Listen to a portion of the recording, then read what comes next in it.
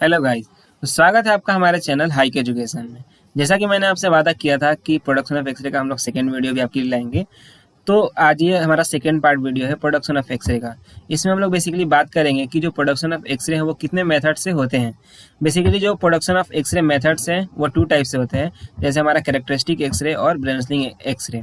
चलिए हम लोग शुरू करते हैं ब्रेमस्लिंग एक्सरे से कि ब्रेमस्लिंग एक्सरे कैसे प्रोड्यूस होता है। सिंपली मैं आप लोग को बताता हूँ कि ब्रेमस्लिंग एक्सरे जब एक फास्ट जो हमारा फोटॉन्स है, जैसा कि आप डायग्राम में पहले आपको मैं बताता हूँ, जैसे एक इंसिडेंट इलेक्ट्रॉन्स रहते हैं, वो जैसे ही हम लोग का न्यूक्लियस के करीब आते हैं तो न्यूक्लियस और इलेक्ट्रॉन्स, जो हमारा न्यूक्लियस है उसके पास पॉजिटिव चार्ज होता है और जो इलेक्ट्रॉन्स है उसके पास निगेटिव चार्ज होता है, जिसकी वजह से यहाँ पे इलेक्ट्रो रिपल्सिव फोर्स लगता है, जिसकी वजह से यहाँ पे जो हमारा इलेक्ट्रॉन्स है वो क्या करता है, न्यूक्लियस को पार नहीं कर पाता है, जिसकी वजह से वो न्यूक्लियस से डिफ्लेक्ट हो जाता है। और जब हमारा जो इलेक्ट्रॉन्स है वो डिफ्लेक्ट होता है, तो डिफ्लेक्ट होने की वजह से यहाँ पे हम लोग का क्या प्रोड्यूस होता है, ब्रेमस्लिंग एक्सरे, जो कि बहुत ही फास्ट एक्सरे होते हैं, जिसको हम लोग डायग्नोस्टिक रेडियोलॉजी में यूज़ करते हैं।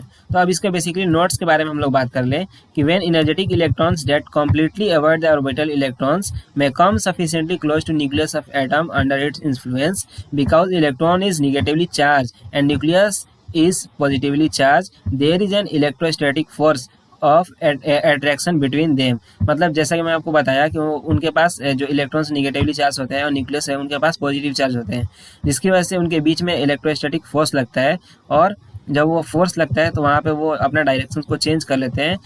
This electrostatic force is very strong because nucleus contains many protons and distance between nucleus and high speed electron is very small।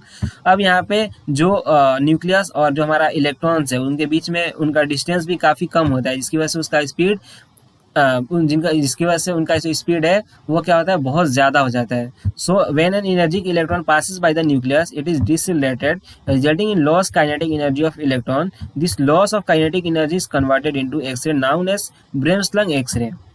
The amount of energy lost by each electron during the Bremsstrahlung process and thus energy of X-ray that process determined by the type of electron interactions. मतलब वहाँ पे कौन सा interactions हो रहा है, जैसे Compton, coherent या फिर फोटो इलेक्ट्रिक, तो वो सारे ये जितने भी इंट्रैक्शन उस पर डिपेंड करेगा। और यहाँ पे जैसे हम लोग देख रहे हैं कि जो लॉस्ट हो रहा है क्या एनर्जी इलेक्ट्रॉन्स का ड्यूरिंग ब्रेमस्लिंग प्रोसेस। तो अगला जो हमारा पॉइंट है, low energy bremsstrahlung X ray result when the projectile electrons is barely influenced by the nucleus. अब जो हमारा ब्रेमस्लिंग कैसे प्रोड्यूस होता है, वो इन्फ्लुएंस होता है किससे, न्यूक्लियस से। A maximum energy X ray occurs when the projectile electrons lose all kinetic energy and simply drift away from the nucleus। Bremsstrahlung X-ray can be produced at the any high speed electron energy in diagnostic range। मतलब सबसे ज़्यादा जो highly हमारा जो produce होता है वो क्या होता है, ब्रेमस्लिंग ही प्रोड्यूस होते हैं। ये डिपेंड करता है कि जो हमारा एनोड मटेरियल्स है वो कौन से मटेरियल्स का बना है, उसके ऊपर ही डिपेंड करता है कि वहाँ पे ब्रेमस्लिंग प्रोड्यूस होगा या कैरेक्टरिस्टिक प्रोड्यूस होगा। Most X-ray of Bremsstrahlung origin at 100 keV, for example, only approximately 50% of X-ray beam result from characteristic radiations। मतलब जो हमारे 85% ऑफ जो रेडिएशंस है वो क्या प्रोड्यूस होते हैं, ब्रेमस्लिंग प्रोड्यूस होते हैं, और 15% ऑफ रेडिएशंस जो है वो हमारे क्या होते हैं, कैरेक्टरिस्टिक रेडिएशंस होते हैं। यहाँ पे मैं आपको पहले डायग्राम समझाया था, एक बार मैं आपको फिर से समझा देता हूँ कि यहाँ पे क्या हो रहा है कि जब भी एक इंसिडेंट इलेक्ट्रॉन्स हमारे न्यूक्लियस के पास आ रहे हैं और आने के बाद वो क्या हो रहा है, डिफ्लेक्ट हो जा रहे हैं, और जब वो डिफ्लेक्ट हो रहे हैं अपनी एनर्जी को लॉस कर रहे हैं, जिसकी वजह से हमारा क्या हो रहा है, ब्रेमस्लिंग एक्सरे प्रोड्यूस हो रहा है। अब उसके बाद हम लोग बात करेंगे कैरेक्टरिस्टिक एक्सरे के बारे में कि जो हमारा कैरेक्टरिस्टिक है वो कैसे प्रोड्यूस होता है। तो सबसे पहले आप डायग्राम देखें और डायग्राम में समझें कि जब भी कोई इंसिडेंट इलेक्ट्रॉन्स है, डिफरेंट इंसिडेंट इलेक्ट्रॉन्स है, वो हमारे क्या होते हैं, एक जो हमारा इनर सेल इलेक्ट्रॉन्स है उससे टकराता है, और टकराने के बाद ये वाली वैकेंसी को खाली कर देता है। यहाँ पे आप देख सकते हैं इजेक्टेड केस इलेक्ट्रॉन्स, यहाँ से ये इलेक्ट्रॉन्स को ये क्या कर दिया, खाली कर दिया। जब यहाँ से ये इलेक्ट्रॉन्स को खाली कर दिया तो इसकी वैलेंसी को फुल करने के लिए ये दूसरा वाला जो इलेक्ट्रॉन्स है इसकी वैलेंसी को फुल करता है। जब ये इसको फुल करता है तो इसके बीच में इनका एनर्जी ट्रांजिशंस होता है, जिसकी वजह से ये अपना एनर्जी को लॉस करता है, और यहाँ से हम लोग का क्या प्रोड्यूस होता है, कैरेक्टरिस्टिक एक्सरे प्रोड्यूस होता है।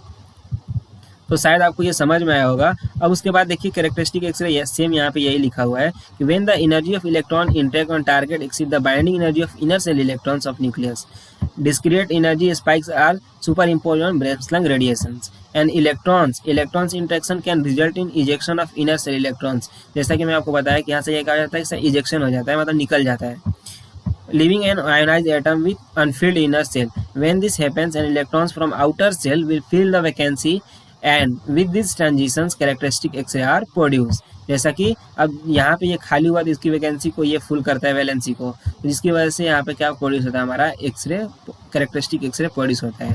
और जो हमारा कैरेक्टरिस्टिक एक्सरे है हाईली यूज, हम लोग इसका यूज़ करते हैं सॉफ्ट टिश्यू इमेजिंग, जैसे मैमोग्राफी, डेंटल में भी हम लोग कभी कभी इसका यूज़ करते हैं।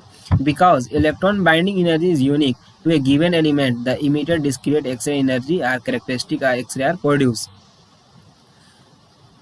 तो आशा करते हैं आपको ये वीडियो समझ आया होगा। अगर आपको कुछ भी चीज़ नहीं समझ में आया होगा तो आप कमेंट सेक्शन में बताएं, और आपको कोई नए टॉपिक की वीडियो चाहिए तो आप जरूर कमेंट सेक्शन में बताएं।